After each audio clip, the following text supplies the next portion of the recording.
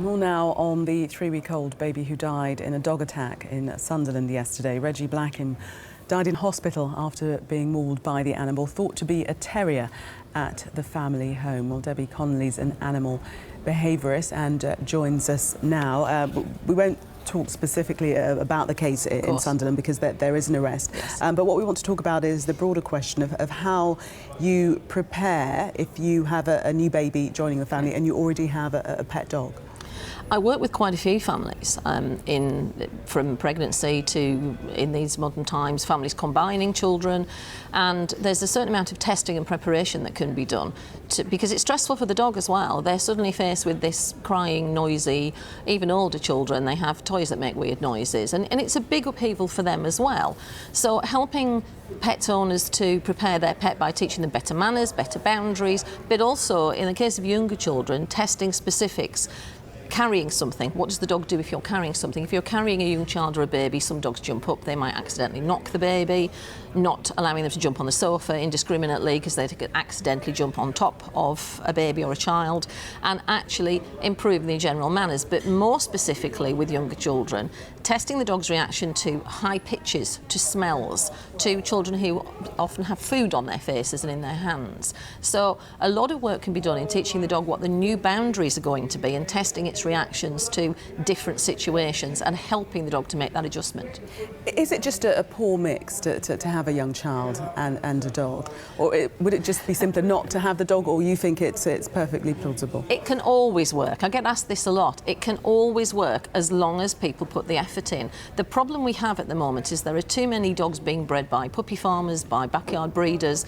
They're not health testing the parents. So we've got a situation where sometimes quite poor genetic material is put out there. And it isn't a breed issue. It's not about specific breeds. It's really about any parent, whether they're pregnant now, whether they want a dog later, any parent can make a good job of it if they get the right help and take it seriously enough.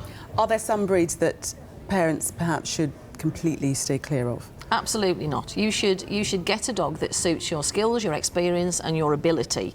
Now that might mean a large working breed, it might mean a small dog. It doesn't make any difference.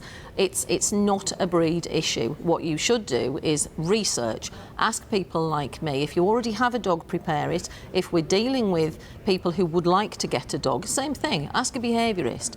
If you're dealing with rescues, people seem to shy away from rescues if they've got children. They shouldn't do that. A good rescue is... You don't know the dog's history, though, really. Well, you often do. That's the problem. People mix up stray... But that's the history that's been put on record. I mean, you won't know all the nuances of the dog's behaviour. You will, because most of them are it. in foster care. That's the point. They're not sitting in a kennel waiting for you to come and point at them. They're in foster care. You go and you see them. They've done it. They've been there in real life, and that's a really important thing to test. If you've got children, don't take a dog out of a kennel. Don't take a stray dog. Take one that you can go to the home and see it actually doing the behaviour that you want it to do. You said it's not about breeds, but is it about temperament? If you've had a dog who in the past has displayed some aggression, is that a definite no-no, or can that dog be retrained, and should you bother? Of course you should bother. That's what I do for a living. This is exactly where responsibility lies. Yes, of course you should, because a dog that is aggressive has often become that way because humans have let it down. We owe something back. We should fix that, and we should put those dogs back out into homes. This is what happens day in, day out in this country. Temperament, yes. What goes wrong now is if your dog is displaying issues, if it's displaying a bad temperament, instead of actually fixing that, people manage it. So a dog who grumbles a bit, a dog who doesn't always do as he's told, that is a mixture for disaster. If you're not going to fix that first, then that dog may do something worse later on. At the end of the day, though, a dog is an animal, and an animal by its very nature is unpredictable. Isn't it best to be safe than sorry? But being better safe than sorry is absolutely what we should do. Being safe means choose carefully, make sure that you take on the responsibility for training and behaviour help, don't go around problems, fix them, take them seriously. And then we're talking about 8 million dogs roughly in this country now, close to 9 million at the last count.